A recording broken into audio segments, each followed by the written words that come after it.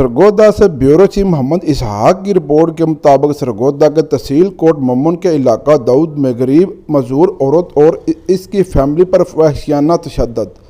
थाना लक्सिया की हदूद दाऊद गाँव में गरीब फैमिली पर बासठ अफराद का सरेआम तशद्दुद। मजदूर औरत का कहना है कि कुछ अरसा पहले भी इन पर तशद्दुद किया गया, जिसकी थाना लक्सिया में FIR भी दर्ज करवाई गई, लेकिन मुल्ज़मान बाअसर होने की वजह से कोई अमल न हो सका। अब ये दूसरी दफ़ा फिर इन पर मुसल्लह अफराद ने हमला किया और तशद्दुद का निशाना बनाया। मुतासरा औरत का DPO सरगोदा, RPO सरगोदा, वज़ीर आला पंजाब मरियम नवाज शरीफ से इंसाफ की अपील। मज़ीद देखते हैं उनका क्या कहना है।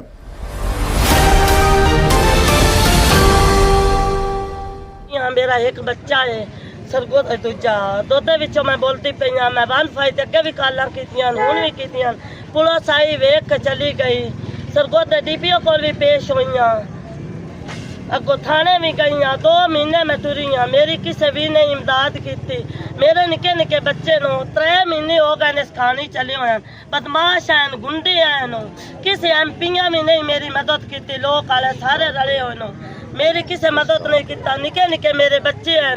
मैं मरियम नमाज मेरा बच्चा बेहोश भी होया सी, अपने मकान नू लगे होया से, अपने घर विच 3 बंदे लगे आए ना फैर भी वगाया। मेरे पुत्रा ने भी मारिया, मैंने भी मारिया ना, मेरी नूह ने भी मारिया ना, मेरा भतरीजा भी आ वो कान ते पिस्तौल धर लिया ना, मेरी नूह दे भी धर लिया ना, मेरे पुत्र ने मार मार घबरान कर लिया ना। मैंने कुतियों ने आपके तरीके बतन वन फाइट काल की। पुलिस वाले आन वेख के चले गए, गड्डी चो नहीं दसते। मरियम नमाज तय मैंने इंसाफ चाहिए, DPO तय जिला सरगोदा तय इंसाफ चाहिए मैनू। ते मेहरबानी नालो मेरे निके निके बच्चे नो खुदा वास्ते करके मैंने मदद चाहिए। मैं थाने वाले आमदन तो वापस भाग लेंदे नु आदन जदों पैर मरे ना जा मरे ना वो तो नवे आ। मेरे निके निके बच्चन में मजदूर भी मेरा करने वाला कोई नहीं। मेरे पुत्रन घर आके तोड़ मार मार के बरान कर चले आना। मैं अगर दरखास्त भी दी, पर्चा भी करवाया, जमानता कैंसिल करवाया, थाने आया नहीं, नपिया नहीं, मेरी मदद सुनी नहीं की। मैं था कहीं मेरे निके निके बच्चे अल्लाह वास्ते करके मरियम नमाज दा मैं मुताज भी पिया। मेरे पुत्र का मोबाइल भी बाहर चढ़िया ना। पैसे किस वजह से मांग रहे हैं थोड़े को? किस वजह टैक्स मांग रहे हैं, बदमाशी कर रहे हैं जी।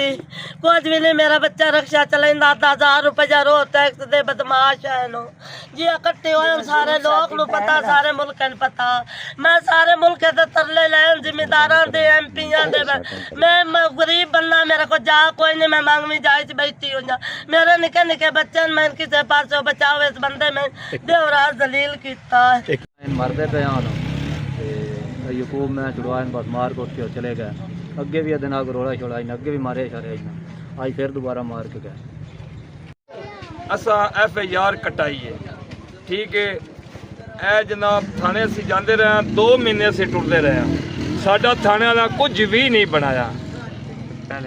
ते वन फाइट पहले भी लड़ाई पई सी, उसले भी मेरे बच्चे ने ना मारिया सी, ठीक है। इस दफ़ा फिर मेरे बच्चे ने ना मारिया, फैर वगाए ना, ठीक है। उस तो बाद असी वन फाइट कॉल की, कोई बंदे ने साड़ी इमदाद नहीं की।